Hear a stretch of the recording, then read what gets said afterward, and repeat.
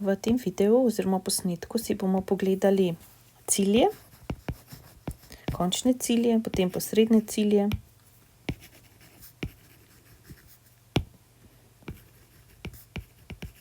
in inštrumente monetarne, kar skrajšano, in fiskalne politike. Kakor smo že rekli na predavanjih, fiskalno politiko vodi vlada oziroma po njenem pooblastilu Ministrstvo za finance navadno, potem monetarno politiko vodi pa centralna banka. In sicer monetarna in fiskalna politika bi mogla biti popolnoma neodvisni, čeprav na nek način usklajeni, da ne dela vsaka v drugo smer, bi lahko rekla. Tako da pri nas v bistvu je prej monetarno politiko vodila Banka Slovenije z vstopom v evro, pa je jasno to prišlo na Evropsko centralno banko. No in zdaj si najprej pogledamo, kakšni so končni cilji vseh politik v bistvu v državi, s tem v gospodarstvu lahko tudi rečemo, s tem, da poleg monetarne pa fiskalne imamo še kakšne druge politike, ampak v bistvu vse na nek način lahko uvrstimo med monetarno pa fiskalno politiko. Končni cilji so hitra in stabilna gospodarska rast,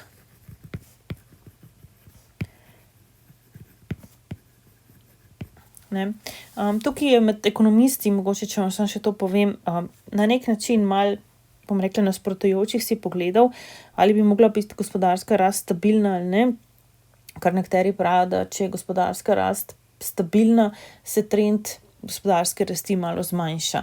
To je vse stvar empiričnih podatkov, tako da mi ne bomo v bistvu v to šli. Potem imamo drug končni cilj je nizka inflacija.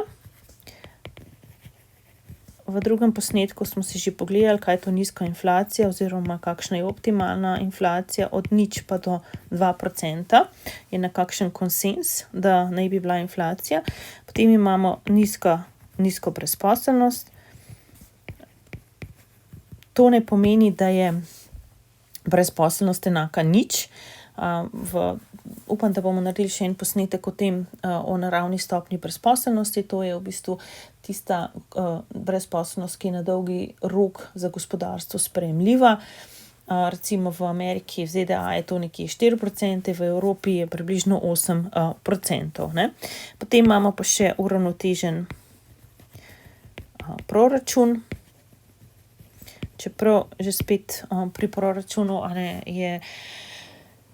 ni nujno, da je optimalno, da je vedno uravnotežen. Recimo, ko imamo hitro gospodarsko rast ali pa visoko gospodarsko rast, bi bilo, rekla, učinkovito, da imamo suficit, ko imamo v bistvu nizko gospodarsko rast oziroma celo negativno gospodarsko rast, je smiselno imeti deficit, ampak tako na dolgi rok ne bi bil pa proračun uravnotežen. In potem imamo še uravnoteženo plačilna bilanca,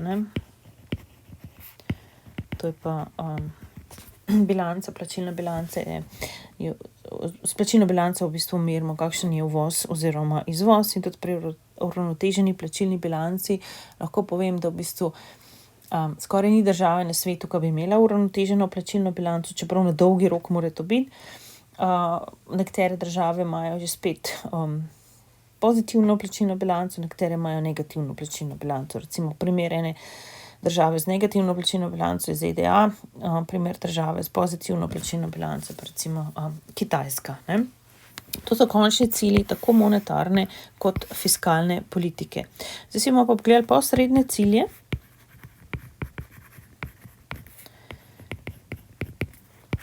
Pa bomo najprej pogledali pri monetarni politiki, potem pa še pri fiskalni. Pri monetarni politiki je v bistvu tako, lahko se skoncentriramo na višino obrestne mere, lahko pa v bistvu zasledujemo, kakšna je količina denarja v obtoku. To je predvsem v zaprtih gospodarstvih, tako bom rekla, če imamo odprta gospodarstva, je tudi menjalni tečaj, exchange rate, zelo pomemben. Tako da ampak ne bomo šli v to, ker mednarodne trgovine ne delamo pri ekonomiji, saj v prvem letniku, ne, tako da samo toliko, da veste, da v bistvu lahko bi šli še na ciljenje menjalnega tečaja, sploh če je fiksen menjalni tečaj, potem ne moreš vplivati hkrati na še denar, pa količino denarja v toku, pa na obrestne mere. S tem, da jasno, če centralna banka targetira obresti, potem ne more hkrati targetirati količino denarja v toku in obratno, ne. To se pravi, en posredni cilj lahko naenkrat targetira oziroma ga zasleduje. No, potem pa poglejmo še pri fiskalni politiki. So pa po cilji so pa v bistvu, bom rekla, prihodki pa odhodki proračuna, ne.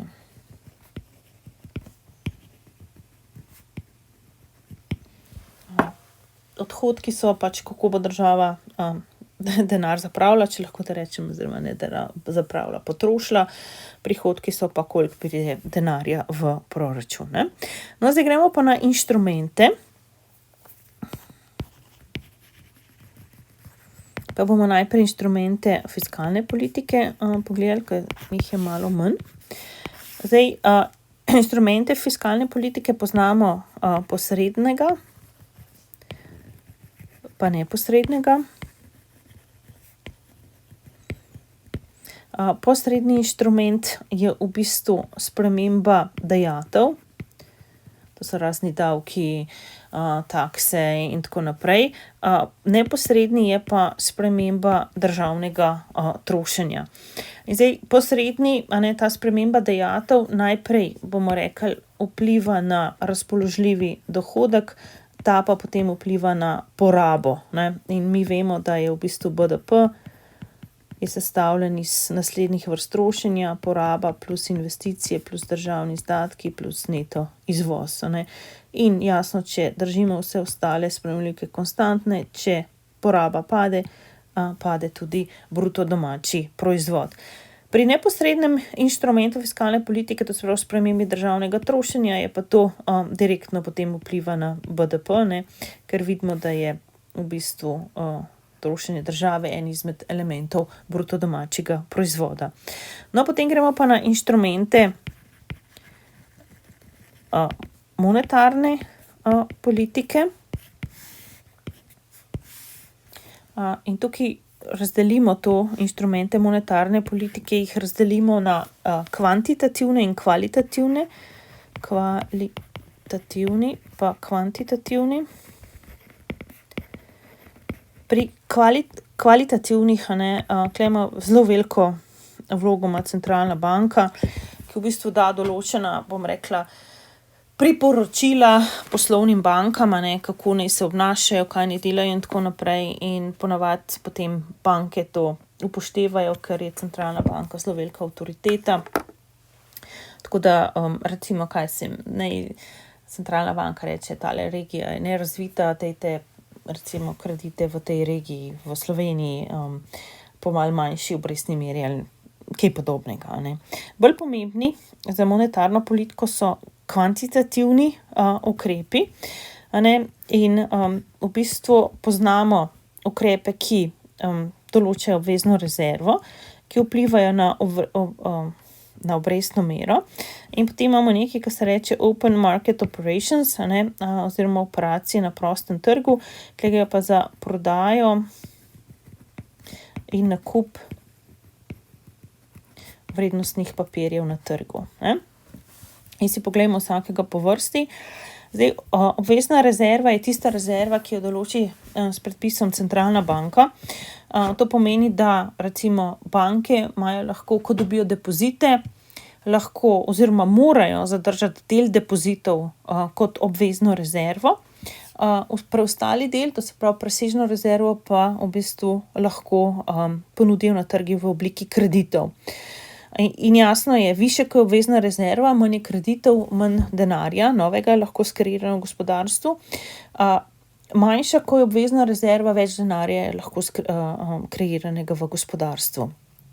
No, naslednji ukrep je višina obrestne mere, s tem, da jasno centralna banka nima neke, bom rekla, čarobne palčke, pa reče, ja, obrestna mera bo toliko pa toliko, ampak v bistvu lahko vpliva samo na tisto obrestno meri, po kateri ona prodaja oziroma posoja denar na trgu, potem pa jasno se ostale obrestne mere temu prilagodijo. No, in zadnji ukrep te operacije na prostem trgu, Open Market Operations, so pa nakup in prodaja vrednostnih papirjev, predvsem obveznic. No, v zdajšnjem času oziroma ta quantitative easing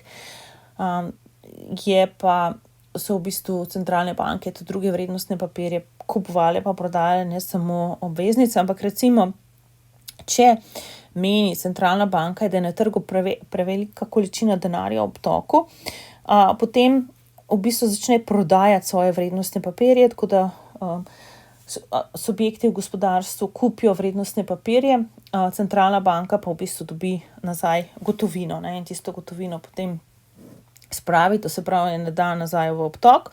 Po drugi strani, če bi pa centralna banka mislila, da je premalo denarja v gospodarstvu, pa potem začne kupovati vrednostne papirje, da jih ima na svojem portfoliju. Ljudje oziroma subjekti v gospodarstvu pa v bistvu v zameno za prodane vrednostne papirje dobijo denar, ne, kar poveča količino denarja v obtoku. No, in zdaj bomo pogledali eno situacijo, ki sicer te grafi niso v knjigi, ampak jih bomo vseeno narisali. Malo bom rekla tako stlačeno, če lahko rečem, ker moram 4 grafe narisati enega zraven drugim. Pogledali bomo pa recimo, kako lahko preko operacij na prostem trgu vplivamo na to, koliko velik je recimo v gospodarstvu bruto domači proizvod. Tako da najprej bomo imeli trg vrednostnih papirjev, takole. Se pravi, imamo trg vrednostnih papirjev, potem bomo imeli trg denarja, kar manj napisala, potem imamo trg investicij, kar investicije in nazadnje, mali stlačen, se opravičujem, bomo imeli BDP, ne. Oziroma, ja, no, in zdaj si poglejmo najprej trg vrednostnih papirjev. Bomo takole narisali neko povpraševanje pa ponudbo. Na vertikalni osi je cena vrednostnih papirjev, tukaj količina vrednostnih papirjev. Na naslednjem grafu bomo imeli trg denarja. Na vertikalni osi bodo obresti, na horizontalni osi količina denarja. Potem imamo investicijski trg, imamo na vertikalni osi velikost obresti. Tukaj imamo potem količino investicij na horizontalni osi in tukaj, ko imamo graf trošenja, bomo imeli trošenje na vertikalni osi in količino BDP-ja na horizontalni osi. Zdaj, na tem zadnjem grafu bom jaz kar narisala krivuljo 45 stopinj, ne, to nam kaže ravnotežja in zbrala si bom pač neko, bom rekla, ravnotežni BDP, ki ga bom označila takole z modro, to je naša v bistvu začetna situacija, jaz bom kar P sam naredila, ne, to je P0, recimo, da tukaj smo štartali, a recimo, da dajmo P1, tukaj bomo imeli pa PO, to je pa optimalni bruto domači proizvod, tako da vidimo, da imamo tukaj optimalni produkt, ki je večji od dejanskega, ne, to se pravi, da ideja tukaj je povečati BDP, ne, to se pravi, vemo, da se na nek način more povečati trošenje v gospodarstvu, zdaj bomo pa videli, na kakšen način lahko to naredimo. Najprej naj pa jaz do konca narišem te grafe, to se pravi, tukaj je ponudba denarja, vemo, da je popolnoma toga, ker ima v oblasti centralna banka, jaz bom tukaj večkrat takole, da mi bo lažje narisati, to je povpraševanje po denarju, pa ne pozabiti, to je inverzno hitrosti kroženja denarja in tukaj bomo imeli takole nekako povpraševanje po investicijah, pa jaz bom takole naredila, ne, to so obresti, višina obresti, ki je ravnotežna v gospodarstvu in tole so recimo investicije 1. Ne? Zdaj bomo pa pogledali, kaj je treba narediti. To se pravi, če mi hočemo, da se poveča BDP v gospodarstvu, smo že rekli, moramo povečati trošenje. Kako bomo trošenje povečali? Ja, recimo, da ga lahko povečamo s tem, da se povečajo investicije. Smo rekli, kako bomo pa investicije povečali? Ja, s tem, da bomo zmanjšali, recimo, če to se pravi, mi hočemo povečati investicije, jih premakniti proti desni strani, da povečamo ravnotežno količino investicij v gospodarstvu. Kako to naredimo? Da moramo obresti v bistvu znižati. To se pravi, da bo mogla centralna banka nekaj narediti, tako da se bodo obresti znižale. In jasno, če se bodo obresti znižale, potem mora narediti nekaj tudi na trgu vrednostnih papirjev. To se pravi, da bomo imeli to open market operations. Tako da v bistvu, kaj bomo tukaj naredili, kakšni so inštrumenti na voljo centralni banki. To se pravi, če država hoče, centralna banka vplivati na višino obrestne mere, če jo hoče zmanjšati, mora potem povečati količino, ponudbo v gospodarstvu. To se pravi, kako bo pa to naredila, tako da pride do nižje obrestne mere, ravnotežne. To bo pa tako naredila v bistvu, tako da bo povečala povpraševanje po vrednostnih papirjih, kar za sabo potegne, da se cena vrednostnih papirjev na trgu se poveča. Ljudje potem v bistvu prodajajo te vrednostne papirje centralni banki in zameno dobijo denar. In zaradi tega se potem poveča količina denarja v obtoku, pride do znižanja obrestne mere.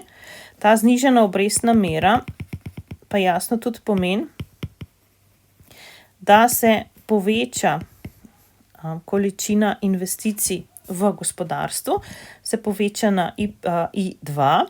Mi pa vemo, da je v bistvu tole bom tako narisala, na tej krivulji imamo C plus I1 plus G, recimo, če imamo zaprto gospodarstvo. Zdaj pa vidimo, da so se I2 so večje od I1, kar pomeni, da se potem celotna krivulja trošenja se premakne navzgor, in takole. In vidimo, da imamo ravnotežje in kakor nam je uspelo, pridemo ravno v optimalni bruto domači proizvod. To se pravi, ta potrošna funkcija je pa potem C plus I2 plus G. In ste videli v bistvu, kako z operacijami na prostem trgu, z povečanjem povpraševanja po recimo obveznicah, potem centralna banka poveča količino denarja v obtoku, če takole malo pogledamo, to se pravi, če se je povečalo povpraševanje, se je povečala ponudba, kar je zmanjšalo obrestno mero. Zmanjšana obrestna mera poveča količino investicij v gospodarstvu, povečana količina v gospodarstvu, potem poveča ravnotežni produkt. To se pravi, to je samo eden izmed primerov, kako lahko centralna banka vpliva na velikost BDP-ja v gospodarstvu. Seveda je pa še glede na inštrumente polno drugih opcij, ampak jaz sem se odločila, da vam samo tole predstavim danes. To je bilo to. Najlepša vam hvala in se slišimo naslednjič.